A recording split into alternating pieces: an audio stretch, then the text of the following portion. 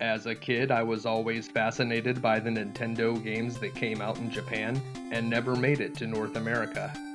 There was the Japanese version of Star Wars, Gradius 2, and Konami's YY World series, which allows you to play as Simon Belmont from Castlevania, Goemon from Legend of the Mystical Ninja, and Bill Riser from Contra, all in the same game.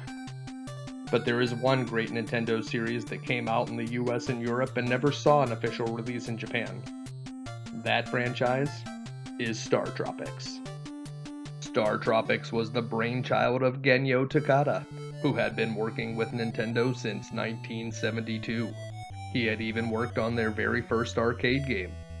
Since then, he had risen through the ranks and become the general manager of Nintendo's Integrated Research and Development Division.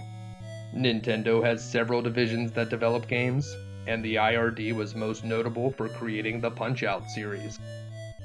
Takada recognized the importance of the North American market.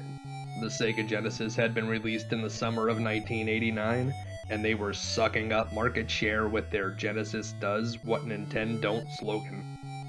Nintendo needed a game that would resonate with American gamers, and that meant designing a new franchise from the ground up. That new franchise would be StarTropics. At its core, it's a lot like The Legend of Zelda. The action takes place from an overhead perspective, and your character can attack in the 4 cardinal directions.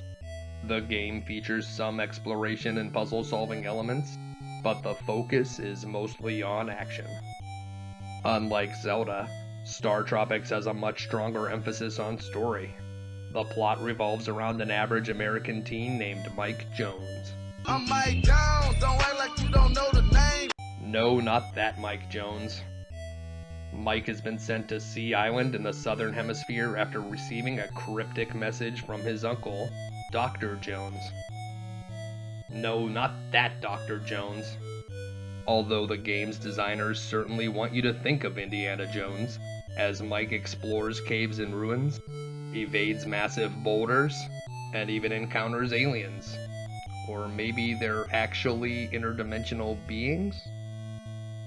Nintendo put a lot of marketing dollars behind StarTropics when it released in 1990, and even devoted 35 pages to it across 2 issues of Nintendo Power magazine. The game wasn't a massive hit, but it sold well enough to spawn a sequel, Zoda's Revenge. Zoda's Revenge was actually an awesome game, but it was released on the NES in March of 1994. At this point, the Super NES had been available in North America for over 3 years, and little attention was paid to such a late NES release. With such poor sales, we never saw another game in the series. It's a shame that the StarTropics series never really took off, and we never got to see a 16-bit sequel on the Super Nintendo. Maybe if they had considered selling the game in Japan, it would have helped boost the franchise's popularity. Japanese gamers love the Earthbound series, which is called Mother in Japan, and it stars another baseball-playing American kid, Ness. With the right marketing, I don't see why StarTropics wouldn't have sold well across the Pacific. In modern times, Nintendo has shown some love for the franchise by including it on their Nintendo Switch Online service, and on their very successful NES Classic Mini. But players new to the game should be ready for the kind of challenge that Nintendo is notorious for. Killer enemies, massive bosses, and instant death traps are all par for the course here. But what if I told you there were tons of hidden heart containers and secret health potions that will make this quest much easier? What if I told you there was a secret way to max out your health early? And what if I told you there were secret strategies for fighting the difficult bosses that will give you a massive advantage? On today's episode of You Can Beat Video Games, we'll learn all of that and more. If you're new to the channel, we are doing deep dives on retro video games and giving you the professional strategies that can be used by the casual gamer. Please subscribe for more videos and click on the bell for notifications so you don't miss anything. Let's get started.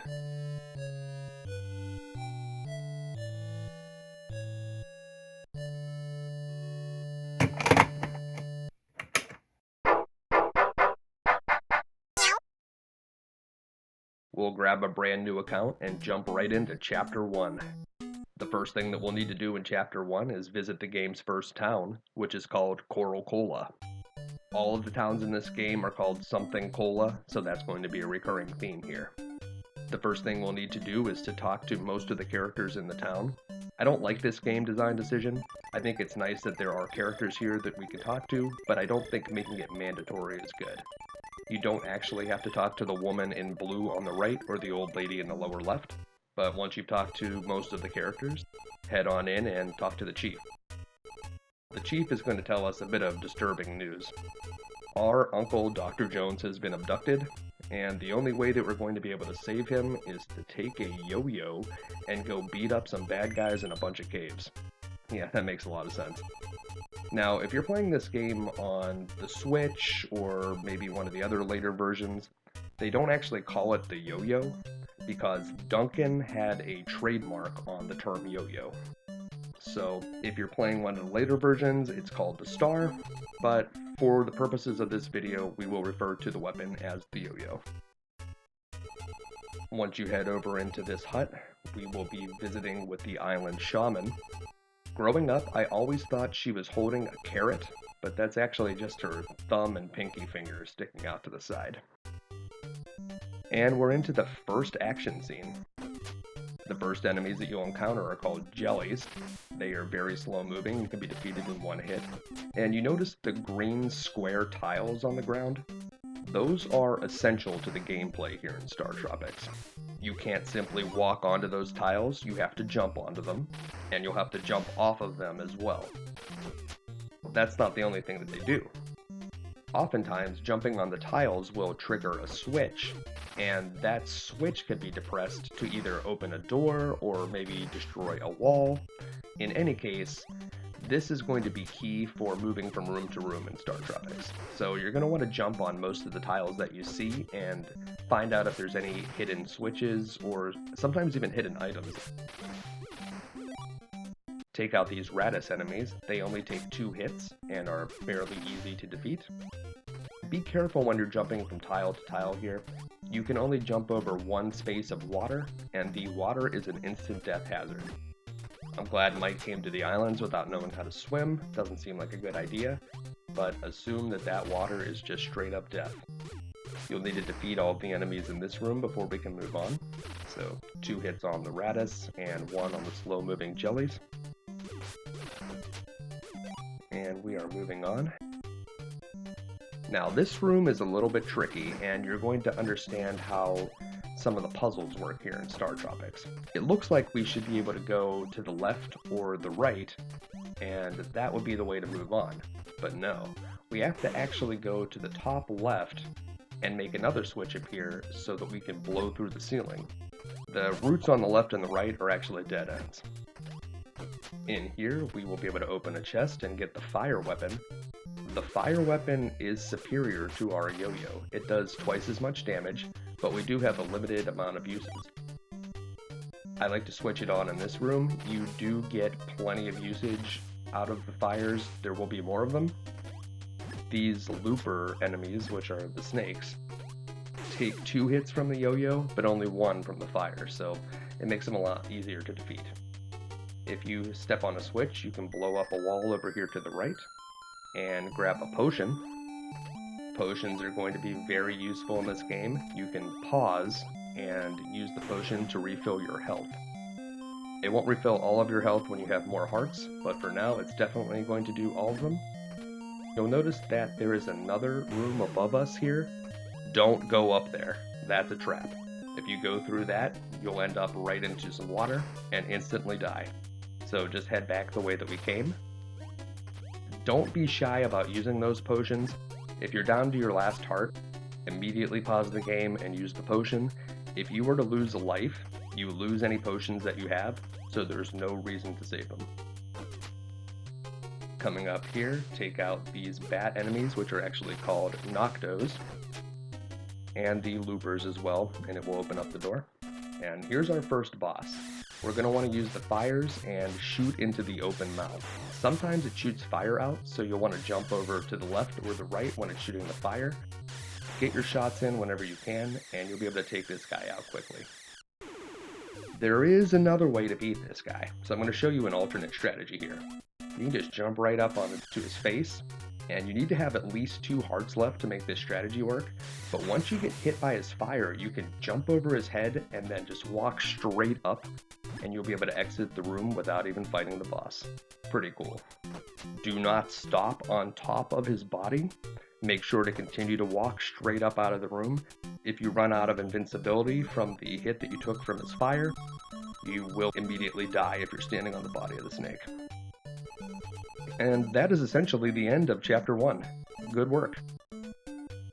Before we leave Chapter 1, we will get to talk to Dr. Jones's assistant, Babu.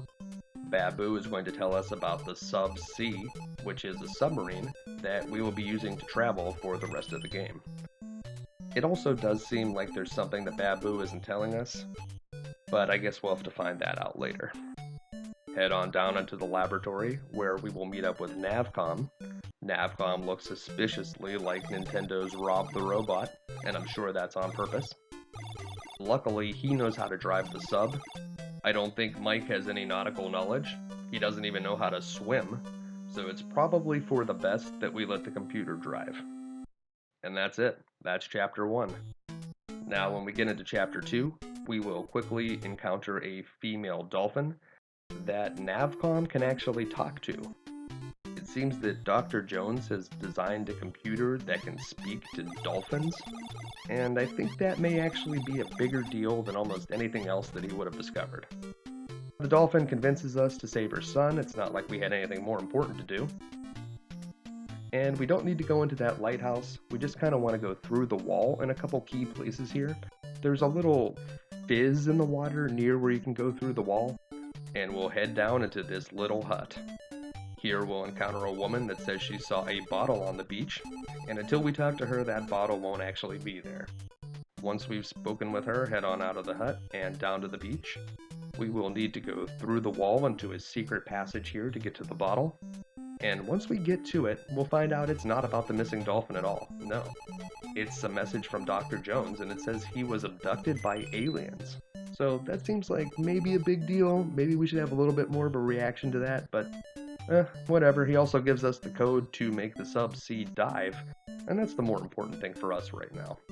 Once we get back into the sub, we will load up that code with Navcom, and we will be able to press the B button to dive. Now, normally it doesn't do much for us to dive, but if you do it on top of these blue squiggles that look kind of like navy blue bacon strips, that will allow us to transfer our sub from one blue squiggle to another one. Before we head to the cave, go through these mountains, and we'll be able to grab the game's first heart container. The heart containers are not mandatory in this game, and actually, if we complete this chapter, we'll actually get any of the heart containers that we missed. It will make the game a lot easier for now, so I do recommend that we grab it. These enemies are called Muddo Fish. They take 2 hits to kill, and I find the best way to attack them is to do a jump, attack in midair, and then attack again as you land. It's a little bit faster that way, and I think it's your best chance of beating them without getting hit yourself. Watch out for these sinking tiles. You want to jump on them right as they reappear from sinking into the water, so now.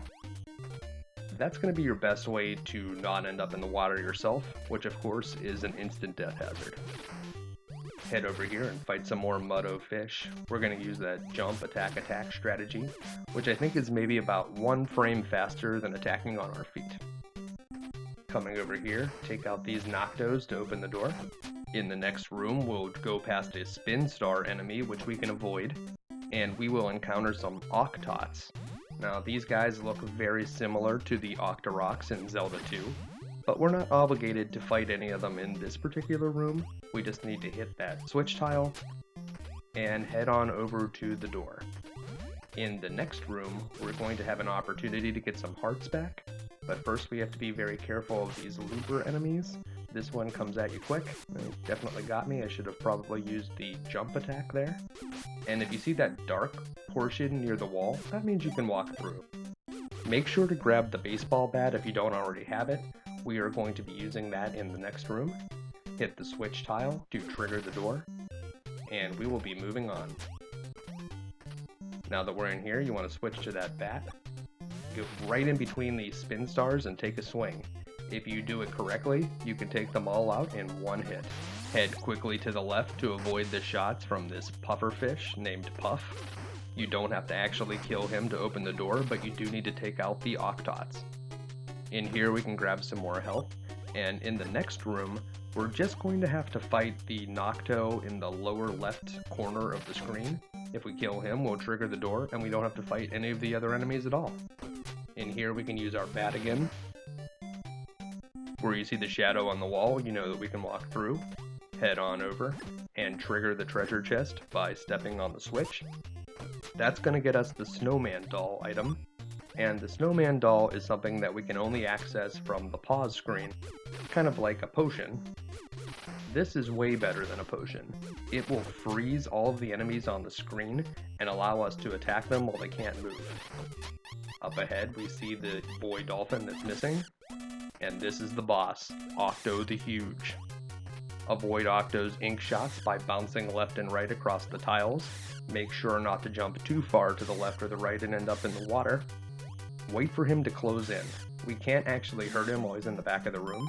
As soon as he's here, freeze him with the snowman doll, and then unload on him with your yo-yo. Keep on attacking even after the water turns blue and he starts to pull away. It is possible to defeat Octo with just one snowman doll activation, but it's likely that you'll need 2 before you can defeat him. And that's it. It's that easy. We've defeated Octo the Huge and saved the boy dolphin. We can just hang out here as the dolphin comes and swims on into the room, and once we get back out into our submarine, we'll be able to reconvene with the dolphin's mother, who will be so overjoyed and thankful that as a thank you gift, she'll show us the way to swim through the shoals, and we can finally exit Chapter 2. I'm not sure that there wasn't a way to sail around those shoals, but I think we'll be fairly happy that we rescued the dolphin much later in the game. Chapters 1 and 2 aren't particularly difficult, and that's usually the mark of a good Nintendo game. There's only one action scene in each of those chapters, and there's only one easy boss to fight. Well, unfortunately, Chapter 3 is not going to be like that at all. So hang on to your butts, and get ready for storm and calm. Well, it looks like we encountered some terrible weather out at sea, and were even flung from our submarine. Considering Mike's lacking swimming abilities, I think we're lucky to be alive. I also like the way that the submarine is just kind of upside down and bobbing between the rocks. I don't know that it would actually float that way, but in any case, we're going to need to get this thing fixed, so we need to head on to the nearest town. Over here is just a small grass hut where we can refill our health, and we're really going to need it as we head through the tunnel to Miracola. In here we'll fight some of these Dodo Bird enemies. They take 2 hits to kill and they move fairly quickly. They remind me a lot of the Rattus enemies from Chapter 1. You're actually safe from the dodos while you're standing on these tiles, so if you want to preserve health, you could just stand on the tile and wait for the dodos to come to you. Get the bolas from the treasure chest. We are certainly going to need them when we face the ninja monkeys in the next room. These ninja monkeys always reminded me of the Wicked Witch of the West's henchmen in The Wizard of Oz. You'll want to make sure to keep your distance between them and throw the bolas. Each ninja monkey takes 2 hits to defeat, and the bolas actually deal as much damage as your yo-yo, so you want to keep a lot of space between you and the monkeys, and just try to get 2 bolas on each one of them. Don't worry about using them all up. There's going to be another treasure chest with more bolas as soon as we get to the next room. In the next room, we'll see that treasure chest. Open it up, and we're going to need to jump right between these snakes so that we don't get hit. You do need to defeat them to open the door and head up to the next room. Here we'll face a series of sink tiles. Wait until the one right in front of you appears to jump on it, and if you hit those ones on the side, we can get some more health, which we might need. The Boneheads will deal massive damage to you, so keep some space between you when you fight them. This room is dark, but you want to head straight to the left, then up, and then make a jump to the right. That will turn on the light, and you need to exit through the door on the top here. If you go out to the left, you'll actually be taken back to the beginning of the tunnel, and that would be a total disaster. In the next town, called Miracola, we will be forced to speak with all of the characters again before we can enter the chief's hut. I don't find it quite as offensive here as I did in the first chapter. Here it's more like a change of pace between action scenes, whereas in the first chapter, people may load up StarTropics for the first time, find that first town boring, and then never play the rest of the game. Get some coconut milk from that kid to make sure that you have full health for the next cave. It's going to be a tough one. And speak to the chief of Miracola. Of course he has a request from us. Some kind of dreadful lightning flashed and made his daughter, whose name is Bonehead, fall into a deep sleep. It sounds kind of like a coma, and maybe she should be treated at an actual hospital, but nope. We're going to come up, walk through the secret hole in the top of the chief's hut, and visit with her before we leave, because the best way to take care of a girl in a coma is to find a mountain hermit and get a magic spell. Head on back over to the right corner and go through this small maze of palm trees. This will take us to the exit of the town, and after speaking to the chief and his daughter, we'll finally be allowed to exit, where we will emerge and enter Magma's Molten Tunnel.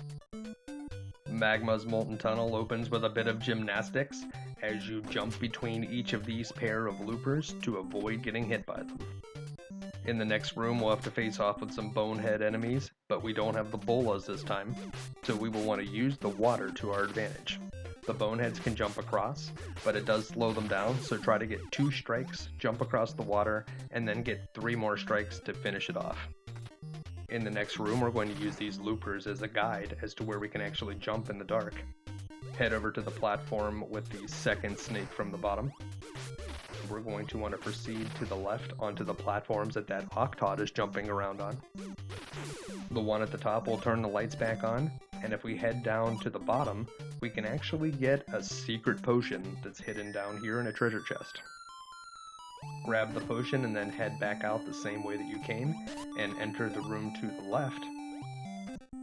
You will encounter our first gadfly enemies. If these guys get within a diagonal line of sight of you, they will start to charge. You don't have to defeat them here, just open the door with the switch and move on. In the next room, there's going to be a series of sink tiles. Make sure to jump on the one in front of you as soon as it appears, and you can grab some health before you enter the next section of the tunnel. This is a tunnel checkpoint, so if you die, you're going to come back right after these stairs. In here, we will encounter the molten part of the tunnel. If you grab this sign, it could give you extra lives, but it could also take lives away, so only grab it if you're feeling lucky. Most of the time it does add lives to your total, but it can be a little bit dangerous. If we grab this stopwatch item here, we can freeze the gadflies and destroy them. Sometimes you'll have a random chance that it will only slow them down. While the freeze is permanent, the slowdown certainly is not, so you'll need to work quickly if you just get the slowdown. Watch out for these mad muddies, and hit the switch on the right to open the door. Up here, we'll have an opportunity to get some more health if we head up the path to the left. Now, continuing all the way up to the left, we'll reach a dead end, so we just want to grab the hearts and turn back. Head down here across the bottom and over to the right. One of these tiles will trigger a bola item. We don't really need that bola for anything. There are very few enemies between here and the boss is not actually something you can damage with the bolas. Be careful with these sink tiles, they are tough because you have to change direction in midair. And this is the boss, Magna the Fierce. Immediately jump up to this grass platform and avoid that one random shot that comes out at the end, and head over to the left. We need to hit a switch all the way in the upper left corner. Now you can actually go straight in front of Magma here, it's safe. And head over to the right, trigger that switch, which is right next to Mr. Fierce, and that's it. If you hit those two switches, all the tiles below Magma will disappear.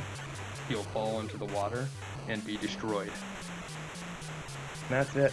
That's the end of Magma's Molten Tunnel. As we emerge onto the world map, we will head north, skip past this castle for now, we can't go in there just yet, and enter this little room to get another big heart. The next level is the Ghost Village, and this is one that a lot of players get stuck on, so we will definitely be happy to have that heart container before we go in there. Keep heading north and then head over to the left. At the end of this long, windy path, we'll see a lone hut, and inside, we will enter this creepy cemetery. Head north around this lake, and then go to the left. You'll see a tombstone that has a strange color. Step on there, and we'll be transported in to the ghost tunnel. Watch out for these bone dog enemies. If we jump onto this tile in the middle of the water, they can't actually hurt us here, so just wait for them to come to you and attack with a yo-yo. Take the bottom route in this room. You can jump on the tiles at the top, but it'll actually take you to a dead end. Instead, we need to go this way, bounce on this tile, and take the door at the bottom. The door on the top will transport you out of this level and you'll have to start over. Jump right down and hit this tile to trigger a switch. Hit that switch to trigger the door, and move on down below. In the next room, we're going to encounter some Mummu enemies. These mummies take 8 hits to kill, and have some of the most HP of anything we've fought so far. Keep them at a distance and use the water to your advantage, but definitely don't let them get you into a corner. After defeating them, you'll want to trigger that tile to open the chest. In that chest, we will find the Rod of Sight. The Rod of Sight will allow us to see invisible ghost enemies called minis. Without the Rod of Sight, they will remain invisible, and they won't be able to be damaged, so while it's not mandatory that you use the Rod of Sight in this room, it's going to be very difficult to get through here without taking a bunch of damage. So use the Rod of Sight, take out the minis, trigger the switch at the top, and then head out the door in the bottom. Down here, we're going to fight some skull enemies. These skulls are almost exactly the same as the Octot enemies. You don't want to go out the door to the bottom. That will actually take you outside and you'll have to start over. In this room, we can use our Rod of Sight to trigger some minis. And once we kill all of the minis, it will open up a bonus room on the right where we can get some more health if we need it. When you head back through the door on the left, make sure to use your Rod of Sight again, because the minis will have respawned. And if you don't use it, those 2 hearts that you just got back may get taken away from you right away. In this room, the game plays a dirty trick. Hit this jelly enemy, and then walk through the wall right before the stairs. If you walk onto the stairs, you'll actually be transported back out of the ghost tunnel, and you'll have to start over. If you need some health, you can go through the wall on the bottom in the left there. This is our first checkpoint. Avoid the fires from this mini volcano, and head over to the right. This is the darkness zone. We need to go to the right to proceed here, but it's going to be very tricky without the lantern item, which we will find down in the room below here. We don't need it to get through the dark area, but unless you have completely memorized that room, you won't be able to get through it easily without the lantern, and we will also find an extra potion down here, so I think this detour is probably worth it. Take out the enemies and head down to this room. If we use our Rod of Sight here, we will reveal some hidden mini enemies. Down in the lower left, we can trigger that lantern item that we need. Once you grab the lantern, then take out the minis. When the minis have been defeated, it's going to open up the wall on the right. And like I said over here, we'll be able to get a potion and also 2 more hearts. Certainly worth the detour to get this stuff. Then we're going to head back out the way that we came. We got the potion and the lantern that we were looking for, so head on back out through the top. Remember that the enemies have all respawned, I would like to try to avoid these mumus as much as possible, but it's tricky to get out without killing at least one of them. And up here we can pause and use that lantern. With the lantern now we can easily see where we need to jump, and the shadow on the wall where we can walk through. We can grab another rod of sight here, and make sure to just keep using the lantern whenever the darkness comes back. You don't want to be caught with the lights out, especially with these sinking tiles over here on the right. If we don't have the lantern, we would have to use an audio clue to guess when the tile is available for us, but that's pretty tricky, so I certainly recommend using the lantern in here. In the next room, we'll face off with some Mr. Armstrong enemies, jump to avoid their projectiles, and attack them when you have an opening. This room is designed to look like a dead end, as though you kind of messed up, but you need to jump to this narrow strip of land up on the top of the screen. That's the way you need to go. If you go out the door to the right, that's a dead end and you'll have to turn back. Clear the bone dogs in this room and proceed up through the door. In this room, we can safely attack the mumus when we use our stopwatch. Now it looks like I just got the slowdown, but you'll see that it will wear off in a few seconds, and then we'll be right back to normal. If you're in the water, the mumus won't be able to walk through the water to get you, so that's another strategy you can use.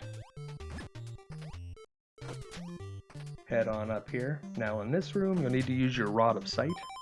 If you don't have the rod of sight to reveal these minis, there is a rod of sight over in the room to the left. Destroy the wall on the right by taking out those ghosts, and use the rod of sight here again. Take out these two minis and blow through another wall on the right. Now in this room, there's just going to be some bone dogs. There are no hidden minis in here. But you do need to get this mirror, so go over here, grab the mirror, and switch to it immediately for this room. You will need it to fight these Nim hags. You get 80 usages of the mirror, so feel free to use them liberally. Just reflect the shots back, and move on into this mumu room. I've never been able to truly figure out this mumu room. You need to kill several of them, but you don't need to kill all of them. I'm not sure which enemies actually have to be removed. Once they start clumping together, it's very hard to track which one is which. Just keep them at a distance and keep taking them out until the door opens. In this room, we can grab some bolas, which will be useful on the boss. And when we use the rod of sight, there's a hidden mini down in the lower right corner, which will open a secret room to the left, where we can get some more health. Grab these hearts. We are very close to the boss now, and so we certainly will need full health if possible. Step on this tile to trigger the switch and open the door at the bottom. Switch over to your mirror. I like to take out the 4 Nimhags in this room before I mess around with those skulls. But you do need to take out all 7 enemies here, so take out the 4 Nimhags, kill the skulls. There's going to be another rod of sight that you can trigger here. You do need at least one in the next room to reveal the boss. And the boss is a giant ghost called Maxie. Rod of sight will reveal her. And what you want to do is switch to your bolas and wait for Maxie to stop, and then just start attacking her with the bolas. It doesn't take too many hits to kill her, but you want to be very cautious of the fires being shot from the volcanoes. At some point when she's close to death, she'll start moving very quickly back and forth across the room. That's when you'll just have to get a few more bola shots, and she will be destroyed. And that's it. You've beaten one of the most difficult levels in StarTropics. Head on over to the left, jump on this tile to trigger the switch. Up in the next room, we will find another switch to trigger. So jump on it. The water will start pouring out of the skull, and that's going to empty the lake above, and we will be able to find the missing crystal ball, which is a key item that we'll need to enter that castle. Grab the crystal ball and head back the way you came, to the castle of She-Cola.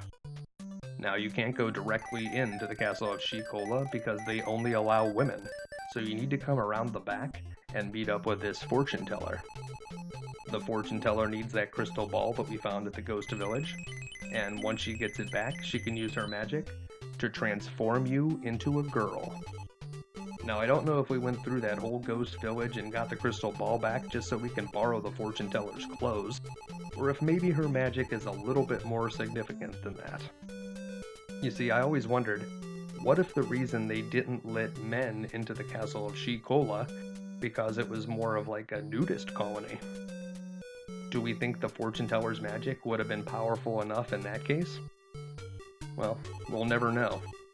Once you get in here, you'll need to visit the queen, and she will give us an upgrade to our yo-yo called the Shooting Star.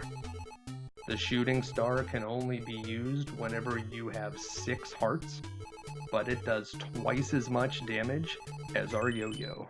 It also has a lot more range, so we are going to be very happy to have it. When you come out of She-Cola, we can head over to the left and cross the Western Passage. If you talked to one of the warriors in She-Cola, she'll tell you that we need to jump 10 times on this switch. So do that, 10 jumps, and we will be able to proceed through the door up at the top. In this room, grab some hearts so that we'll have our shooting star available. You can see that now we can take out these octots in one shot. In this room, there's more octots, but we can just avoid them. Head over to the left, and there's some muddo fish here, which now we can take out in one hit. And head on over to the left, one more room. There are a couple of octots and several muddo fish here. Make sure to trigger those muddo fish. You need to defeat them all to open the door. Head on up through, and that's it. We're on the other side of the island now. Now that we're on the west side of the island, we'll cut through these rocks, and we'll be able to see the Hermit's Mountain. If you go in that little house, you'll meet with a poet who will give us a clue, but there's no real reason to visit with him, so just come on up into the Hermit's Mountain and start taking out these loopers to open up a wall on the right side. This is going to be the last tunnel in Chapter 3, and there's no boss in here, so this is probably one of the easier ones. Take out these skulls, and you can actually jump from this point right into the water, and you will trigger a tile that will appear, and you can grab a bat weapon there. Now, I don't really use that bat weapon for anything, but it is kind of cool to know that it's there. Take out these boneheads, which are much easier now that we have the shooting star. Head over to the right. These white tiles will sink out from under you as soon as you jump on them, so make sure to be ready to jump to the next tile as soon as you land. Trigger the switch and head over to the right. In this room, we can take another suicidal jump from the edge of this tile, and we will reach another invisible tile in the water, which will allow us to get some bola weapons. The bola weapons could be useful, but they're certainly not necessary. They're not as powerful as our shooting star, so as long as we have the shooting star, we should probably use it. But if you ever lose enough health that you drop back to the yo-yo, I would switch over to the bolas immediately. They're just as effective as the yo-yo, but they have a lot more range. These enemies are called frappas. You don't have to kill them, just grab this switch and head up to the door. In this room, we do need to take out the Mad Muddy, as well as this gadfly. Remember that the gadflies will attack whenever they are in a diagonal line of sight from you. Just be cautious of them and take out that Mad Muddy. Now, you've seen this kind of room before with the sinking tiles. This time there is a stopwatch which can freeze them to help you get that health. There are more sinking tiles in this room. You'll need to just kind of jump on this one over to the left so that you can open up this room over here where we can get a potion and some more health. Grab that health and the secret potion and head back out to the right, and we actually need to get out of this room on the right side. It is okay to go to the door up on the top. There's some more hearts hidden up there, but it's kind of a mean trap. It'll put you right on top of some of those sinking tiles, and you'll probably die. So I don't recommend going up in there. In this room, we'll need to fight some more Frappas. They should start emerging from the lava. You'll need to take them all out before we can go to the next room. Head on over to the right.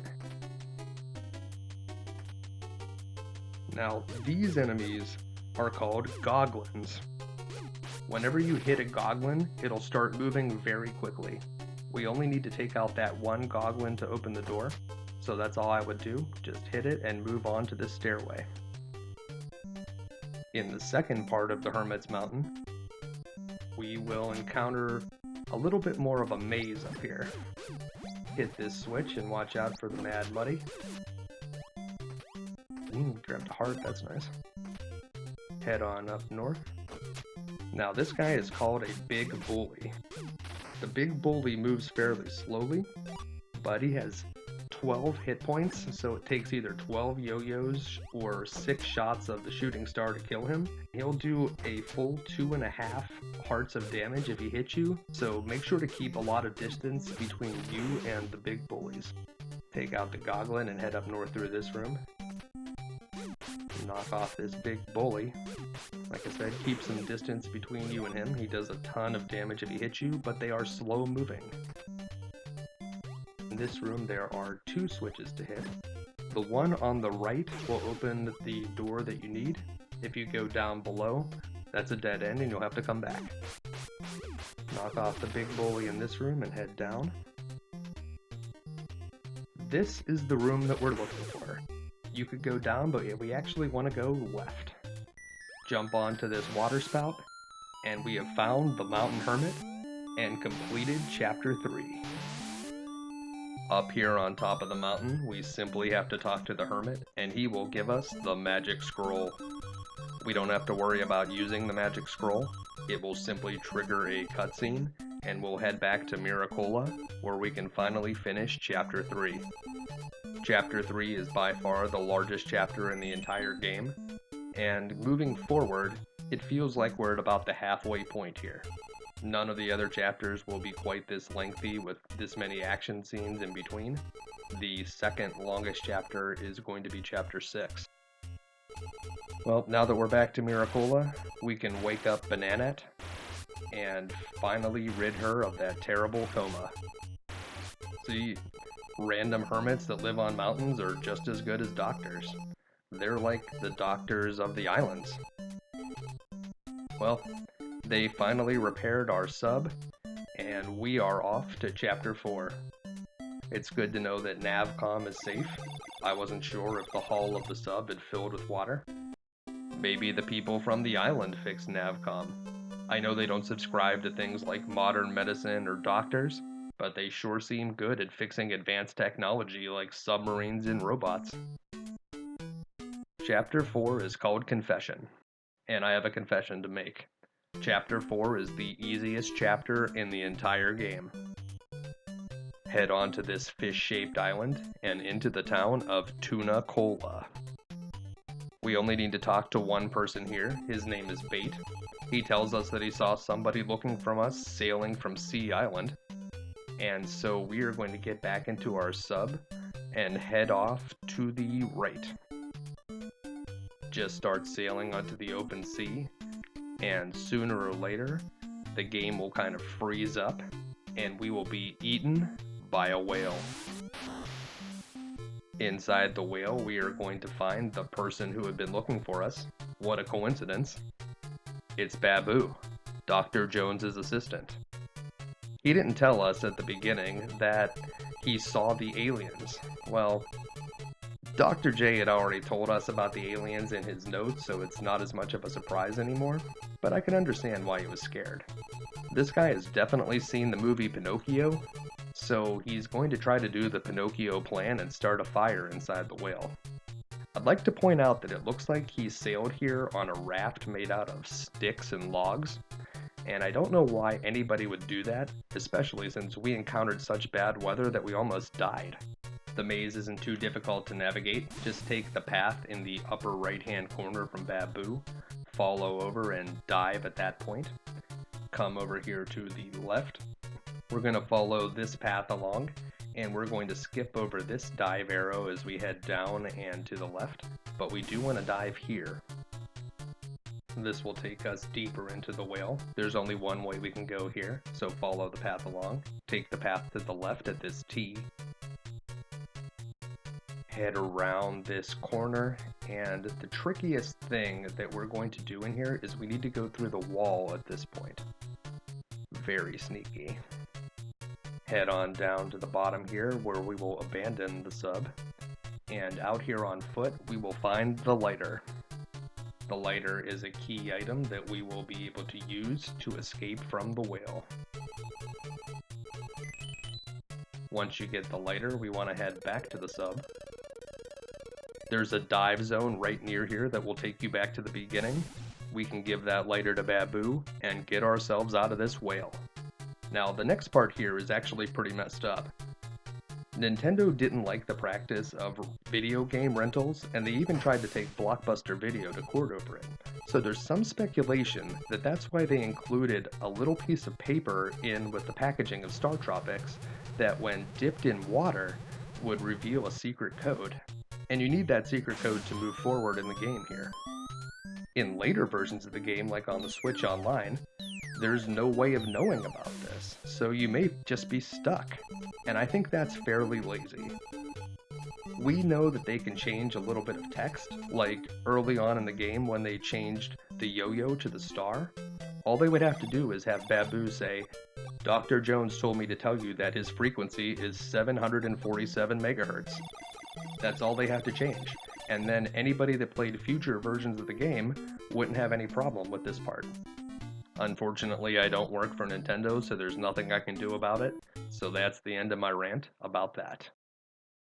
Chapter 5 is called Captain Bell, and I think this is my favorite chapter in the game. We're going to start out by going south, and there will be a dive zone here that will take us to the right side of the island. Over here on the right side of the island, we will have to go through a little wall, as usual. That's a common theme about the exploration in this game. So head on up, and it's right 3 rocks down from the top. Exit the sub and go over to this small fishing hut. The fisherman here will give us a key item, the worm. And while we could go right over to the Bell Memorial, which is to the left of here, we won't be able to actually enter the tunnel there until we've done some other stuff. So head back to the beginning and go to the town of Bell Cola. This is another one of those towns where you have to talk to all the people before they'll let you in to see the island chief. The chief in this town is surprisingly skinny compared to the other island chiefs. He tells an interesting story about Captain Bell. He was a guy who had sacrificed his ship by marooning it between the 2 islands to stop some British invaders. He also says that this old parrot, Peter, can help us figure out what to do about getting into the memorial. So that's why we need that worm from earlier. If we head over here to the left, after speaking to the chief, we'll be able to speak to Peter and give him a gift. In exchange for the worm, he will sing us a song where he says, "Do me so far, do me." No, Peter, that's not what we're doing. No. Yeah. Head back to the right side of the island and cut through these mountains and up to the Bell Memorial. In here, there is a piano. We need to press the 1st key, then the 3rd key, followed by the 5th key, walk over to the 4th key, back to the 1st, and then the 3rd again. If you follow this exact sequence, the fires will go away, and we'll be able to enter the stairs in the upper left corner. Head on down those stairs, and we will have the opportunity to get another heart container. This heart container is down that first set of stairs that you see. It looks like this room is empty, but there's actually a false wall in the lower left. Go through that false wall and grab the big heart. Wait for your health to completely refill, and then we are going to go back out the same way that we came and head down to the bottom of the tunnel, which will take us to Captain Bell's Cave. Captain Bell's Cave is full of traps, so here in the first room you will have the opportunity to pick up some extra hearts. We have full health right now, but if you were to die and come back to this point, you wouldn't, so it's nice to know that those are there. In the first actual room, you need to take out the red Noctos, but don't worry about the purple ones. In the next room, we can add even more red hearts to our health by touching these 2 trigger points. But once we go through about the middle of the room, it's going to trigger an earthquake and the tiles are going to start breaking. We need to hit this switch and try to get out of this room as quickly as possible. In the next room, hold left to move quickly and avoid these arrow traps. There's going to be an arrow right before these 2 purple barriers, so make sure to jump and avoid it. In this next room, we will encounter our first pinball enemy. It stays stationary until you strike it, but it can never actually be removed, so you'll just have to keep jumping over it once it's moving. In the next room, if you need some health, you can get it by taking the room to the left. But this room is very dangerous and full of arrow traps, so if you don't really need the health, I would stay out of here. Head up to the top. The bottom, there's nothing really good going on down there. So we want to fall through a hole in that upper corner and take the stairway in the bottom right. Then carefully follow this path. We need to go through, defeat any Rattuses that are in your way, and cut over to the left. If you don't follow that path precisely, you'll keep falling back into that same hole with the pencil traps, and that's not a good time. Move through this room and over here. Now this is another one of those earthquake rooms. You want to kind of head across it as quickly as possible. The trigger for the switch is in the lower left. In this room, we are going to encounter the Megaton. The Megaton is a giant bowling ball, and if it touches you, you will die instantly. So don't touch the Megaton. You can actually slow it down and freeze it for a second or 2 if you hit it with your yo-yo or shooting star. Make sure to get these mirrors to fight the pirate ghosts, hit the switch, and do your best to avoid the Megaton. You do not want to touch that thing. The Looper is the only enemy we have to actually kill in this room, and we can just avoid those pirate ghosts. Although if you want to fight them, you can take them out with the mirror, just like the Nimhags before. In this room with the pinballs, be very cautious of them and try to blow up this wall to the left. Over here, we can find a secret potion by using our Rod of Sight and taking out this mini enemy. Go down through the door, and you will find that potion. Once you grab the potion, we want to head back over to the pinball room. This time, we are going to go down. Hit one, hit the other one, grab the switch, and take the door downwards. In this room, we need to fight the enemies. So take out the loopers. They are very easy with the shooting star. If you don't have the shooting star, you might want to try the bat. The bat will take them out in one hit. Down here, we'll face the Dodo Birds again. Didn't think you'd see them again, did you? Defeat them and head over to the left, where we will face another Megaton. This one is faster. We probably will either need to use our shooting star to slow it down, or be very careful to get up in between it. There's nothing in that door above. That was the room with the potion, and it just is kind of a taunt, so you can see that that room exists. This room is full of Noctos that you don't have to fight. Up here, there's the big bullies again, but we want to use our Rod of Sight and take out this mini, which will open up the room to the left. Over in this room, there's 2 pinballs in a row, so we have no choice but to strike both of them. Do your best to avoid getting hit by them, but it can be pretty tough. Just hit the switch and move on. This room is a checkpoint. If you hit some switches here, you can get a little bit of extra health, but these pencil traps are extremely vicious. head straight to the left here and watch out for some arrow traps. You'll need to jump at the end of that platform, but don't jump right onto the sink tile first. Just do a quick jump to avoid the arrow, and then jump to that sink tile whenever it's safe. This is the fastest Megaton here. You will need to use your shooting star to slow it down.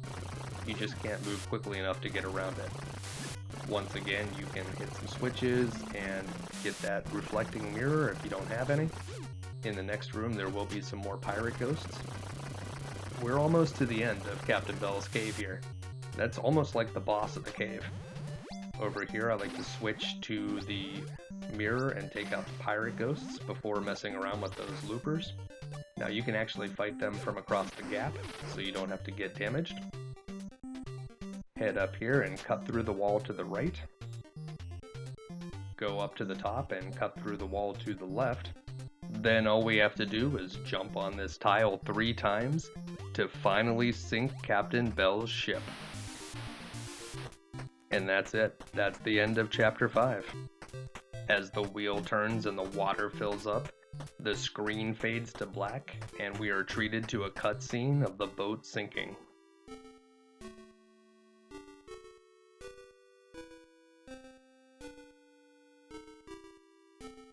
We salute you, Captain Bell. Thank you for your service.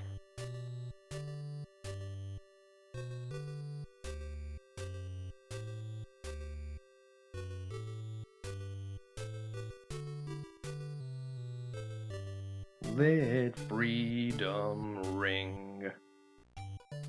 Wow, you've done it. Well, next up is going to be Chapter 6. And Chapter 6 is the second biggest chapter after Chapter 3. It's massive and full of small islands, so get ready to do a little bit of exploration in the sub-sea. Chapter 6's overworld is probably bigger than all of the other chapters combined. It's like a giant maze, so just follow the path that I take, and you won't get lost. The first thing that we're going to do is go through this wall.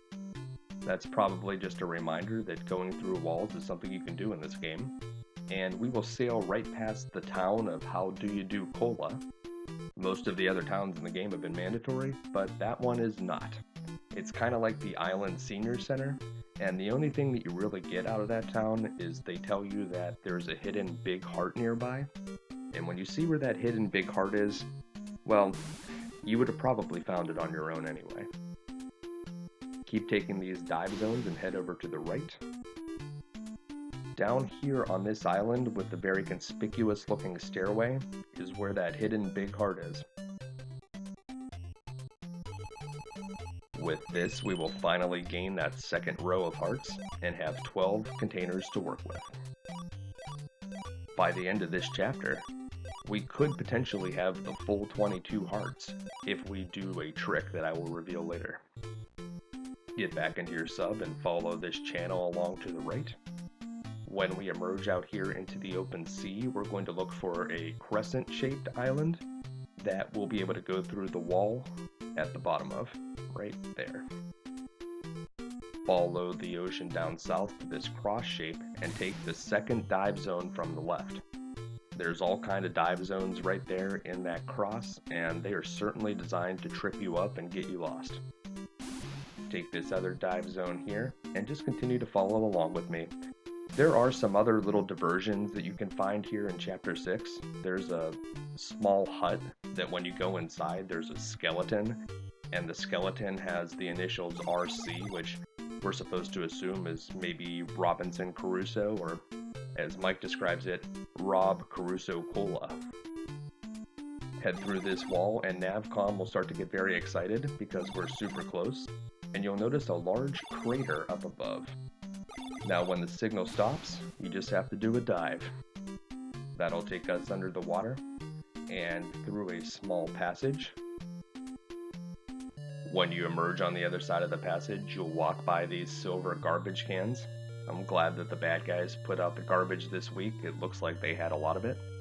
And head on up here into the Turboss tunnel. We can mostly avoid the loopers in this first room and head on up to the second, where we will have our first opportunity to use the anklet item. The anklet allows us to jump 2 spaces instead of 1, but it will wear off as soon as we leave the room, so don't try to jump 2 spaces here. In this room, we need to take out the purple mummers. We can mostly avoid the blue ones. Now be very careful of the purple ones. They do twice as much damage as the blue mummers, and they have 50% more health. Once all 3 have been taken out, we can go through the wall to the left. And in this room, we need to solve a tile jumping puzzle. We need to take out all of the octots in this room, so stay along the bottom and get the anklet, then jump up here to the right and take out that far octot. We can take out this octot while we're mid-air jumping. Pretty useful. And head over to the left, taking out that guy in mid-air. And finally the last one, and through the door. This room is very interesting. You need to get between the mummus and then walk all the way over with them until you can hit the switch. Once the switch is flipped, you'll be able to get into the center, where you can attack them freely without worrying about being damaged. Once you take out all the mummus, the door will open, but this room holds another secret. You see that white sinking tile in the top near the door? If you make a jump to the water, to the right of that tile, you'll actually land on an invisible tile, and then you'll make another jump to the right, and we can find a hidden potion. There it is. This will be very useful moving ahead. A single armored enemy guards the door here, and beyond it is the giant Turboss.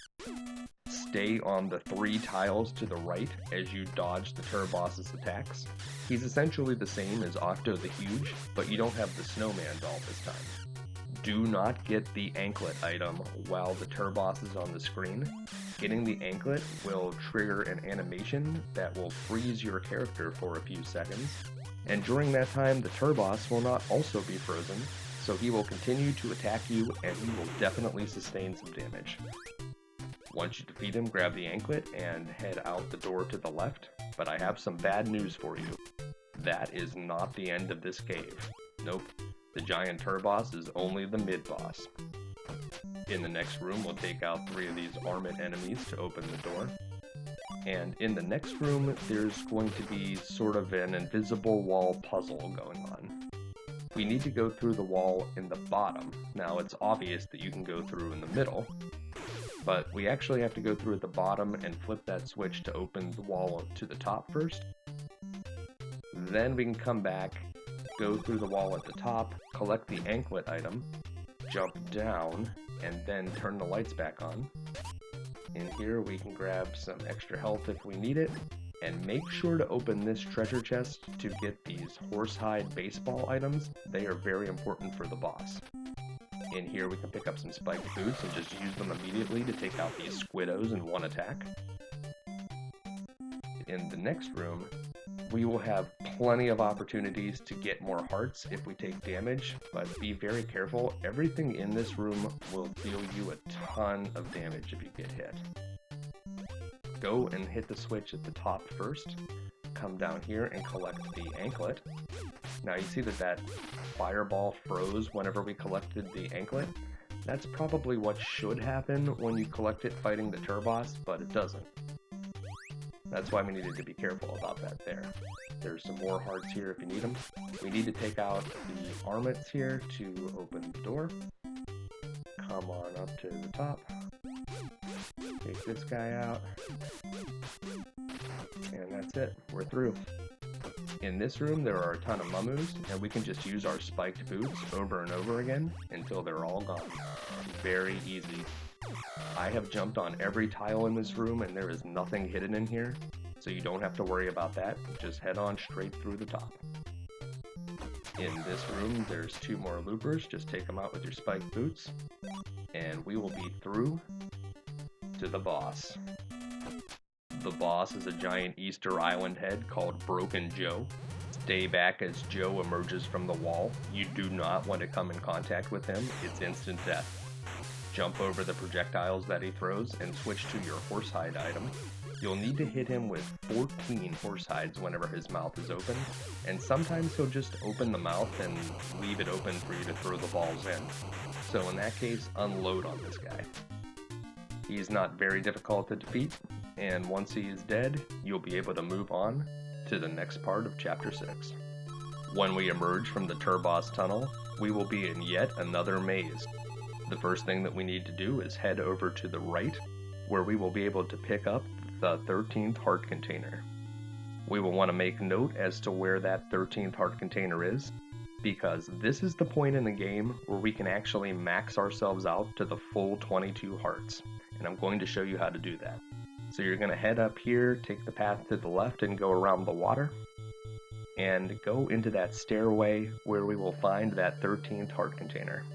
Now, once you've collected this heart container, we're going to head back out and follow the path around until we come to this large meteor that has landed on the ground. And right beyond that meteor is what's called the Big Rock Tunnel. So we're going to enter the Big Rock Tunnel, but instead of just moving on with our lives and continuing to play through it, we're going to turn around and come back out, and then go all the way back down to where the heart container was. When we do that, we'll find out that it has respawned, and we can collect it again. So here we go, we're going to come up here, and this is the Big Rock Tunnel. So just go in here, turn around and come back out. And if we keep doing this cycle, so collect the heart container, go into the Big Rock Tunnel, come back, collect the heart container, we can get that full 22 hearts. Now the bad news is, this is fairly time consuming, and we'll only be able to use the 22 hearts for this next tunnel, the Big Rock Tunnel, because once we get to Chapter 7, the game will correct the number of heart containers we have to the number it thinks we should have. Here in the Big Rock Tunnel, we need to go through the wall at the very beginning. The way up is actually a dead end, so that's very sneaky. In here, we just have to take out this bottom Rattus to open the door. There's some hearts in here if you need them, but you probably won't if you maxed out your heart containers at the Big Rock Ruins. In here, there's some knife traps. Take out the 2 Noctos and the door will open. And in the next room, we will have our first opportunity to use the asterisk weapon. When you switch to it, you shoot it out, and when you press the button again, it splits. So it's very good for taking out sets of 2 enemies, which we can use here. So bam, hit those guys. And that urchin in the middle is just like the pinball in Captain Bell's cave, so it stays stationary until you strike it, and then it starts moving, and it can't be killed. In this room, if we take out these 2 gadflies, there's actually a hidden room to the left. So take them out and head over here, and we can get a couple more hearts, which is going to max me back out to full health. Want to try to keep your health up in this stage. The enemies do a lot of damage in here. Now, if we've already opened up the upward path in this room, it'll already be there, so we can just skip over the gadflies this time. In here, we don't have to take out all of the Noctos, just the top one. And in this room, we will encounter some Munchers and Fuzz. The Fuzz cannot actually be killed, and if it touches you, you won't be able to use your weapon for a few seconds, so you'll be temporarily helpless. Pretty annoying. In this room, we need to head up first, then back down, and your instinct would be to jump back up again, but no, don't do that, you'll die. You gotta go through the wall. That's the trick. Use this switch, and in the next room, we'll fight a mini-boss, the Hoodoo Doll. The Hoodoo Doll fires shots in the 4 cardinal directions, and if you come in contact with its body, you'll take a whopping 11 hearts worth of damage. So make sure to keep some space between you and the doll as you fight it. Grab the try your luck sign if you're feeling lucky, and head on up to the first checkpoint. In this room, we'll have the opportunity to grab some more hearts to refill our health, and we'll also be able to replenish our asterisk weapon, which we are going to be using in the next room. This next room is very similar to one that we faced earlier, except that the urchin is in a slightly different position, so we need to attack the looper enemies to the side this time. Trigger the urchin once the snakes have been destroyed, and head up into this room where we'll fight some Rockies. These enemies can only be destroyed as they touch the wall and become vulnerable, so jump over their projectiles and attack as they hit the wall. In here, there are just so many gadflies. Do your best to take them out, and also make sure to hop on the tile to the right and to the left to trigger some asterisks, as well as a couple hearts. In this next room, we'll have to fight 4 Rockies. Remember that as soon as they touch the wall, you'll be able to damage them, but make sure to jump over their projectiles. Whenever you kill the 4th one, the door will open. Up here in this room, we need to avoid the knife traps as we try to grab some hearts. We don't have to fight any enemies here, just move along. And this is a different type of Rocky. He doesn't do the invincibility thing, and while he takes more hits to kill, he's actually very easy. This room looks very dangerous, but you just have to go through the wall to the left. Hop over the water, and then hop down. Here we'll be able to grab a potion, and also get some more of those asterisk weapons, which we're going to use this time as we face not 1, but 2 hoodoo dolls. This is the most difficult room in Chapter 6. With 2 hoodoo dolls, I like to use the asterisk weapon, even though it has less power than the shooting star. With the asterisk, we never have to stand directly in front of the hoodoo doll to attack it, and we also have a lot more range. So keep the hoodoo dolls at far range, try not to stand in front of them so you don't have to avoid their shots, and make sure you do not come in contact with the body, because 11 hearts worth of damage is something that we can probably only afford to take once. And if you didn't fill yourself up to the full 22 hearts before you got here, a single touch from one of these guys could likely be lethal. In any case, just keep them far away and keep fighting and you'll be able to beat them. Head over into this next room where we'll open the door and head to the real boss, the statues of Twin Sumocho. In this darkened room, we can go through the wall to the left. Over here, we'll get some more hearts and also refill our asterisk weapon. We will want to use the asterisk to defeat the boss. They're not required to beat the bosses here, but it's going to make it a whole lot easier. As soon as you get into the boss's chamber, jump to the left, and then move to the tile at the top of the screen. From here, fire your asterisk weapon and try to split it so that it hits the statues right in their large mouth. It only takes 10 asterisks to finish these guys off. And that about wraps up Chapter 6. You can pat yourself on the back. Chapter 6 was one of the most difficult chapters in the entire game. Once you emerge from the Big Rock Tunnel, we will finally be reunited with our uncle, Dr. Jones. I certainly hope that he doesn't have any questions about what happened to his assistant Babu, considering that we left that guy for dead on a one-tree island out in the middle of the ocean. One plot hole that I do see here in StarTropics is when we found Dr. J's letter on the beach in Chapter 2, he said that he had been abducted by aliens. Well, when we find him here, he certainly doesn't look very abducted. Another thing that I find interesting about this scene is Mike makes a comment about how much Dr. Jones looks like his father. Have we been searching for this guy for 6 chapters and we didn't even know what he looked like? What kind of relationship do these two have?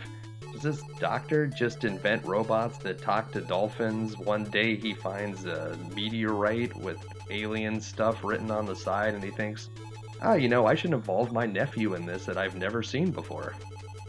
It doesn't make a lot of sense, and honestly, it doesn't look like Dr. Jones needed a whole lot of rescuing, considering we just leave him here. In any case, the alien spaceship that we need to find is conveniently located right up this small set of stairs. So we're just going to head over there, and we're off to Chapter 7, the alien spaceship. Chapter 7 does not mess around. You'll notice right away that we have been reduced from the full 22 heart containers down to a more reasonable 16, and we'll only have 3 active red hearts as we start this first action sequence. Come up this way and grab the 4 heart cluster while avoiding the shots from those pods. Head over to the right, In this room, there's some space bikers that appear. They can be taken out with just one hit from your shooting star. Head up and take the transporter on your left.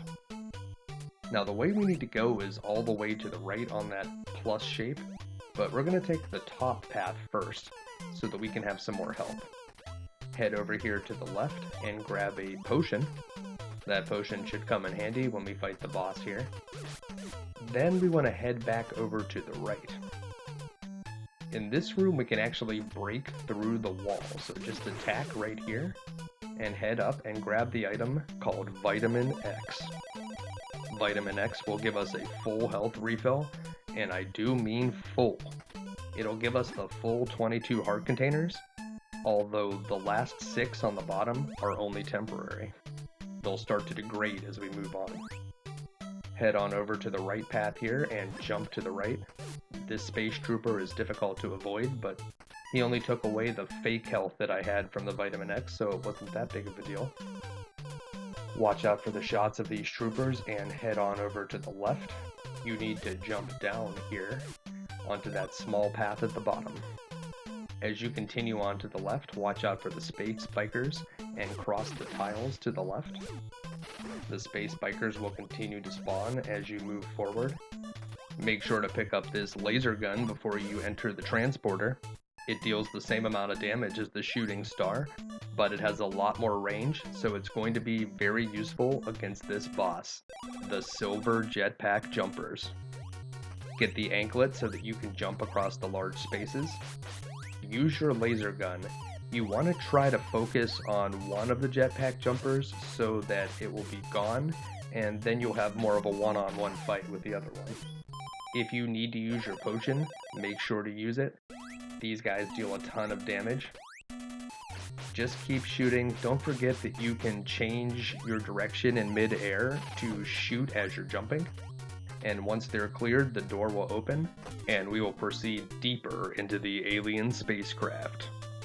This room looks like it could be the beginning of a confusing maze, but it's really not. All we need to do is take the stairwell in the lower right corner. If you take one of the other 2 stairwells, they actually connect to each other and will have you looping around in circles. Once we get down into the lower right stairwell, we will find our first of the 3 magic cubes. This magic cube will upgrade our weapon, so our shooting star will become the Supernova Mace. The Supernova Mace does 50% more damage than the shooting star and 3 times as much as the yo-yo, and it also has range that clears the entire screen. We will need 11 heart containers or 1 full row to be able to use it. Here in the second part of Chapter 7, we can grab enough heart containers to be able to use our Supernova right away. So we can use it to take out these space troopers. These yellow troopers don't have a lot of range, so with the Supernova we should be able to keep them at bay fairly easily.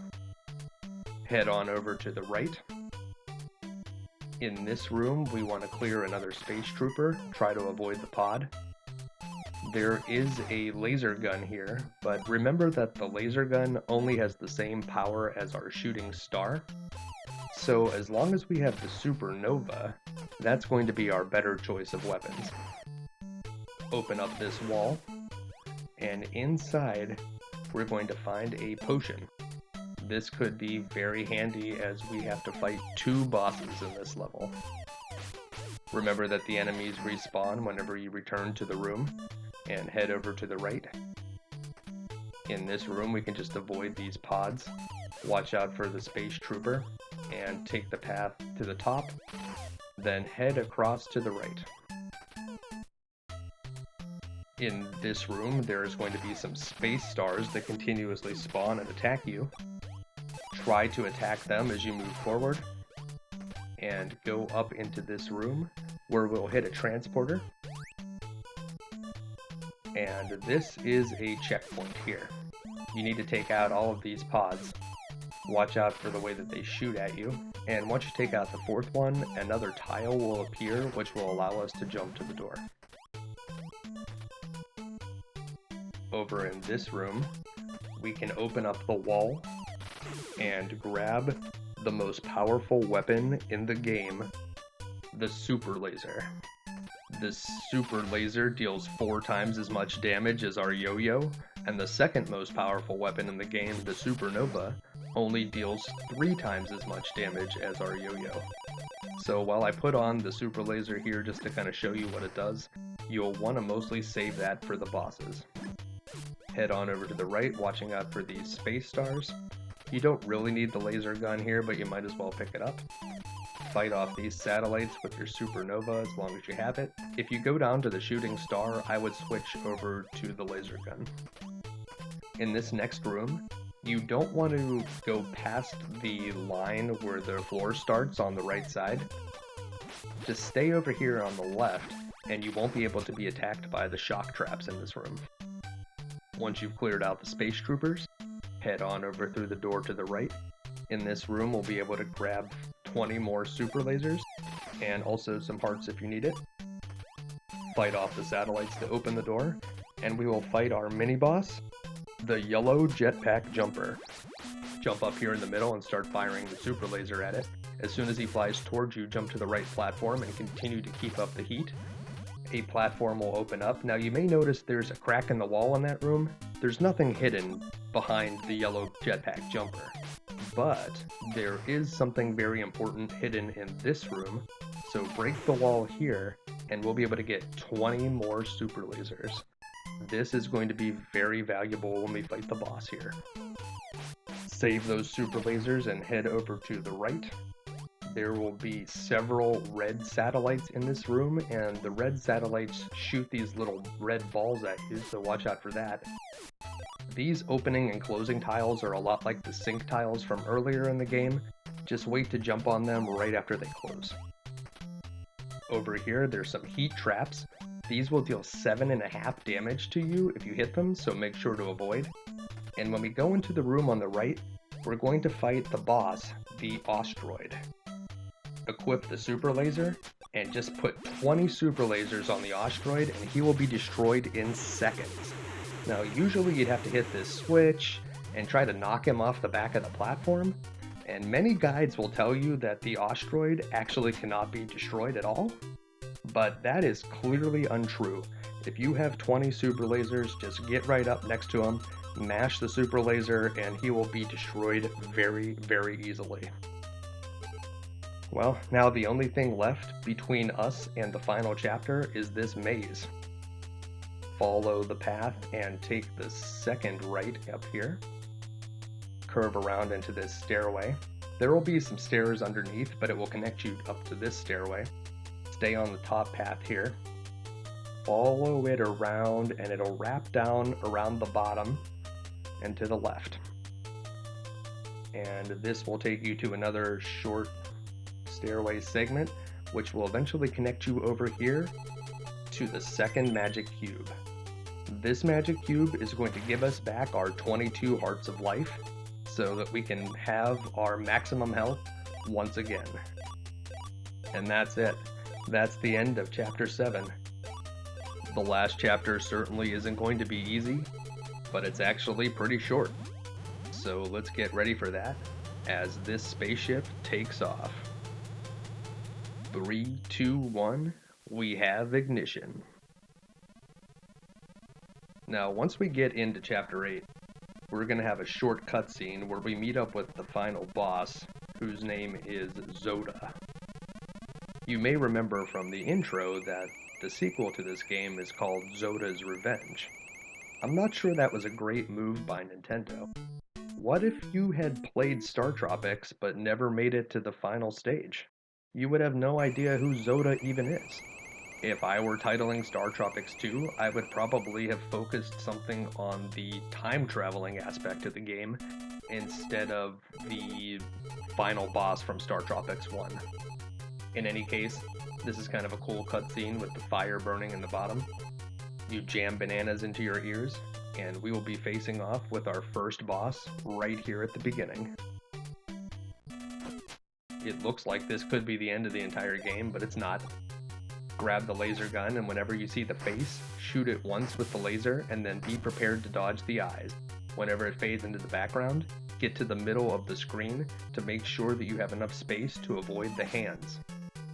Remember, once you've shot it one time, it will be invincible until it reappears, and you only need to hit the face 5 times with the laser gun to finish this guy off. However, you only have 3 hearts to start here, so if you get hit by the hands, that's instant death. If you touch the face, instant death, and the eyeballs do quite a bit of damage, so you need to do this fight almost perfectly. If you hang out in that room for a while, you actually will get to see a cool little cutscene where Zoda transforms into the form of the final boss and then walks off into the background. And when you head deeper into the ship here, you can grab a Vitamin X, which will nicely finally give us back our full health and allow us to use the Supernova. Take out this soldier and head down to the left.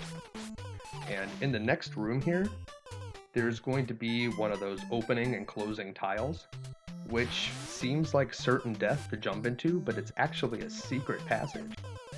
Down here, take out all of the troopers.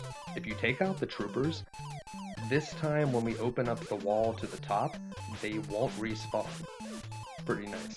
There's also a Vitamin X tablet here, so if you can defeat the troopers without using it, you'll be able to come out of this room with full health. Use your laser gun if you're reduced to the yo-yo or the shooting star. Grab the Vitamin X to refill your health, and up above here, we're going to be able to grab a potion, but it's not just one potion, it's 3. And also 20 super lasers. Very useful. Head on over to the right and jump in this transporter, and this is going to take us back to the beginning, right past where we fought the giant Zoda head. Head back to the left, and this time don't fall into the hole, although you'll notice that it stays open for a very long time, so be careful of that. Take out these troopers and head on over to the left, where we will fight the ship's main engine. When we get into the engine room, we want to equip our laser gun. It deals less damage than the Supernova, but the increased firing speed actually seems to help here. You'll want to attack that purple core whenever the rods are open. Whenever the rods close, it will heal itself to its previous form. Most importantly, don't walk into the pits that open in front of you. That will take you back to that potion room. And also make sure to take out the space stars that attack from the left or the right.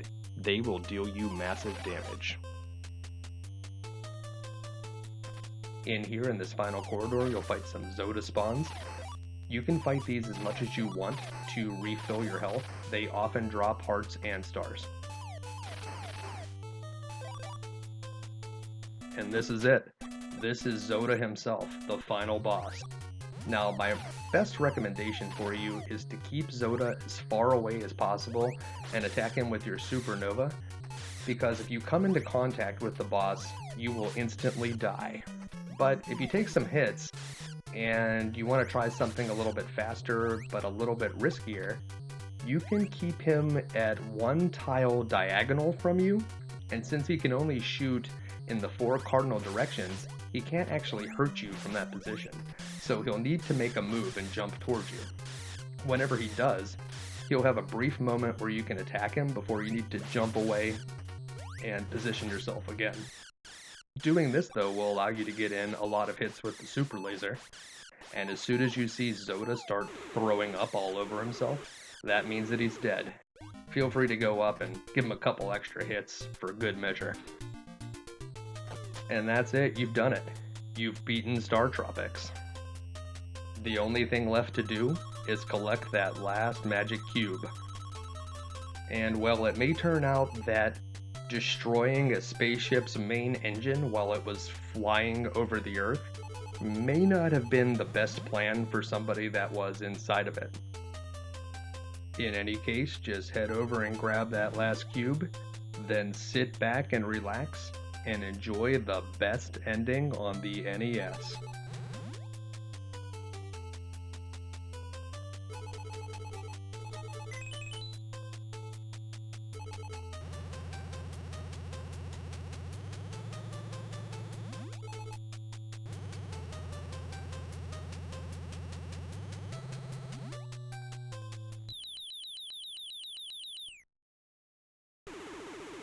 Now, if you watch carefully during this explosion scene, you'll see Mike's escape pod drop out of the bottom of the ship.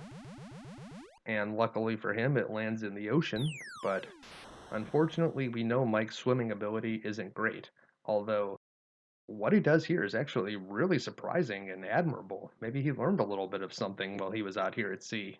Nope, there he is, he's dead. Or is he? Yep, it was a good thing that we saved that dolphin earlier in the game. And here we are back at Sea Island where it all began. We'll just need to walk over here into the town of Coral Cola. And in Coral Cola, you can actually speak with the villagers if you want to. And they all have little messages for you to congratulate you for a job well done. The one villager that I was very excited to see was our good friend Babu. I don't know how Babu got off of that island. Maybe he cut down that one tree and turned it into a raft. But he had some cola for us to share, and we drink it and feel much better. Once you walk into the chief's hut, that will trigger the ending, and you can just relax and see how it all plays out.